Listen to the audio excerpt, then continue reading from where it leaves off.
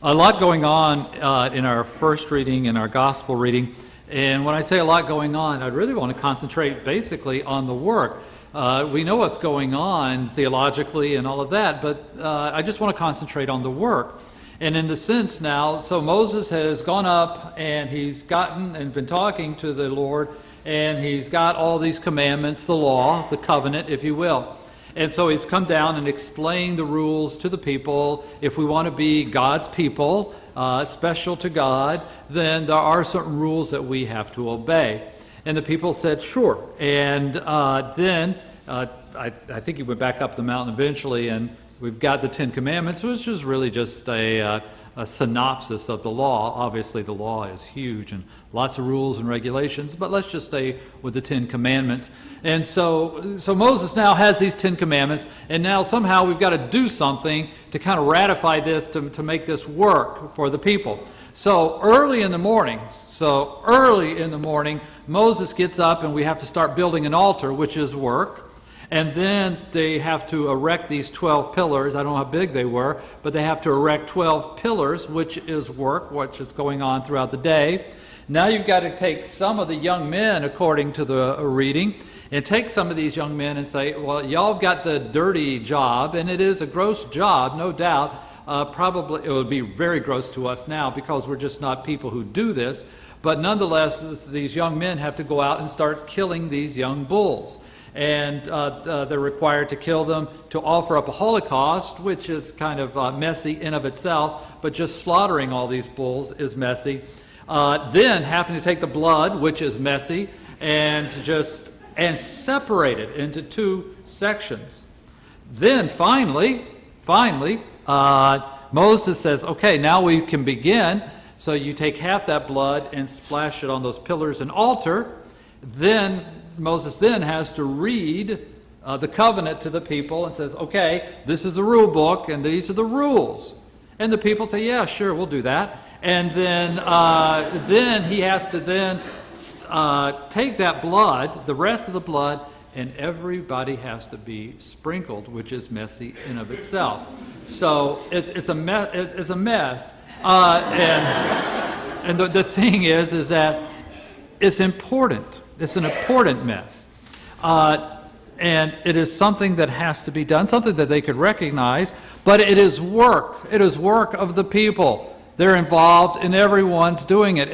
And back then you wanted to make sure that you were sprinkled with the blood because, therefore, you are now under contract, but you are more than that, you're under covenant. So, I kind of, all of that is just to show the work. And if all of us were back then doing that, we would be involved with that work, and we would be involved in our religion, and this was a religion. Well, sort of, it started the beginning of it. And then, obviously, it turned into something even more liturgical, if you will, throughout the years. Now, with that being in mind, we can contrast that to the Gospel of Mark. Let's race ahead now. Obviously, the Passover, which is the big feast for the Jewish people, is on its way, and it is so important that you've got to prepare. It is a preparation. The same thing again. So it's not something you do willy-nilly. Something that you take seriously. And so the apostles and some of the disciples are going to Jesus and says, okay, we know what's coming up, and we've got to do this and do this correctly. But this, and we skip over this, but it is the most strangest thing that Jesus does. It's the most cryptic, it almost sounds like some plot of a movie, but here's what Jesus does, which is unusual, that we really don't hear him say too much. Okay, he's going to send two disciples. Okay, you two, okay, you're going to go into a city. And when you go into a city, you're going to see a person, a guy, carrying a jar of water, which is strange. This is kind of, it's a puzzle.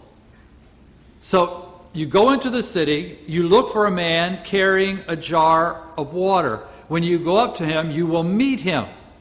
Now, you are to follow him. Follow the guy with the water, and you follow the guy with the water. Now he's going to enter into a house.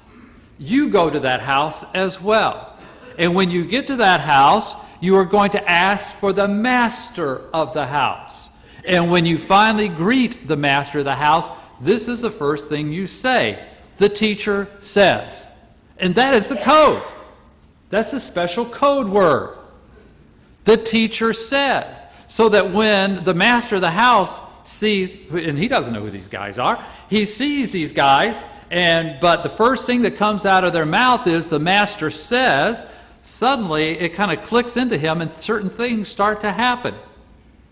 And the disciples say, okay, where is my guest room where I may eat the Passover with my disciples? Suddenly the disciples are speaking for Jesus to the master of the house. No problem. Up they go, there's a large room, and then the disciples have to start preparing. And it's a preparation, it's work. Once again, you just don't take this willy-nilly. This requires some effort on the people's part. And it worked. Whatever Jesus said, as weird as that story is, and lots of times we just ignore the story. But if you look at it, it is the most unusual way of Jesus explaining something to these disciples, and it works. So, if we were the disciples back then, if we were celebrating Passover back then, every one of us would do this, and we would take great responsibility in doing it because it's important for us. It's important to all of us. And so that we would fix up the upper room and we would make it a nice place, a good place to celebrate an event that is very important to us, and that is the Passover. So the work has to be done. Both readings, there's a lot of work going on, and this is important. The letter of Hebrews, though, takes it even further and now puts a theological bend on it, if you will. And so the letter of the Hebrews says, okay, Jesus is this new sacrifice, if you will. So in the past, when we go to temple, we had to get splashed by either goat's blood or bull's blood so that our sins may be expiated. But now we have a new person. This is in the form of Jesus, and he is now the sacrifice of all. No longer do we have to depend upon bulls and goats and this kind of blood. We now have somebody that's gone into a tabernacle, not made by human hands, and now has opened for us something great. And says, okay, got it. It's easy to follow. That's good.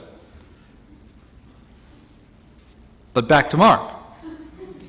We've got a problem now, because now Jesus changes things. We got the work down.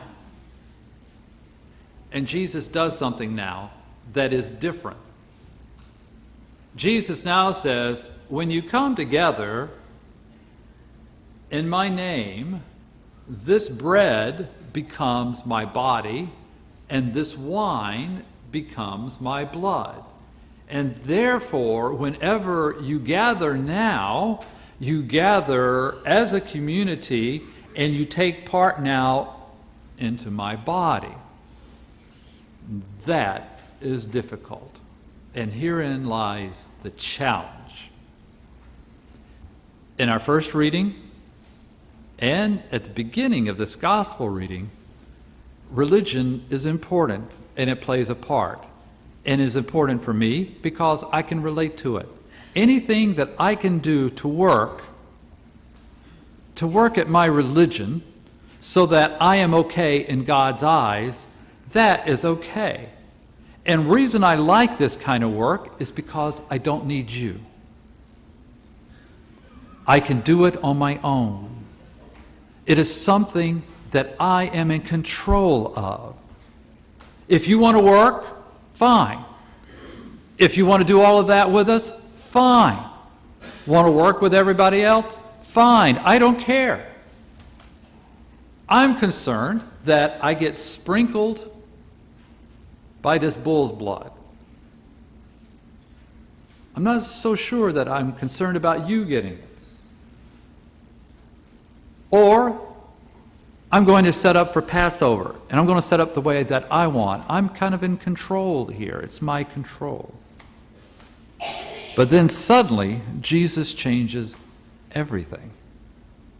And says, okay, I understand what you're doing. But from here on out, it is not only the externals, which are needed. The work is always needed. But now, the body and blood means that there now has to be a transformation. Jesus says, I'm just not only on the outside, I'm just not some external work that you're going to do. There has to be something on the inside. There has to be an inner conversion. And that's the challenge.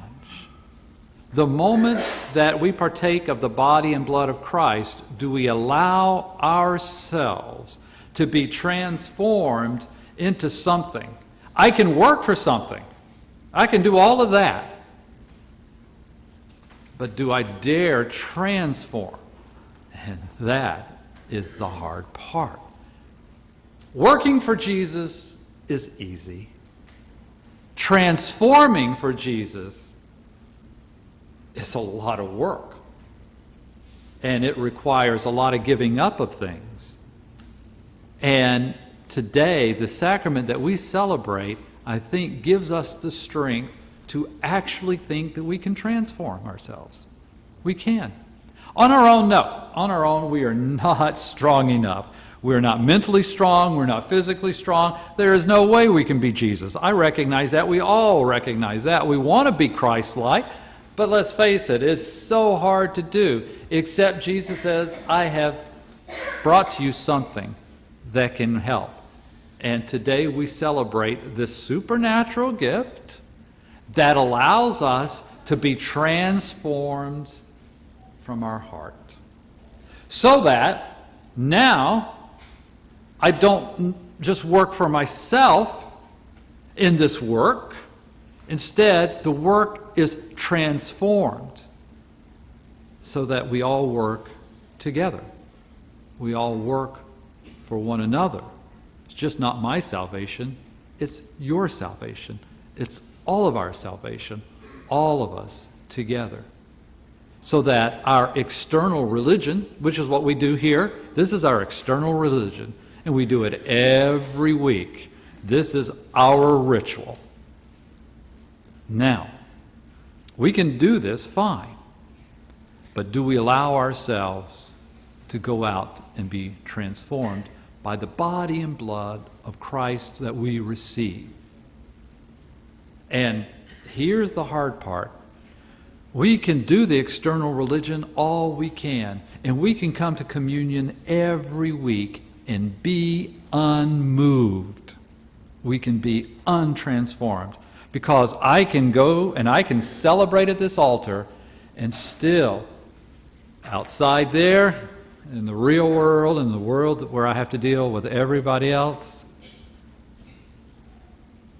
I can be a real problem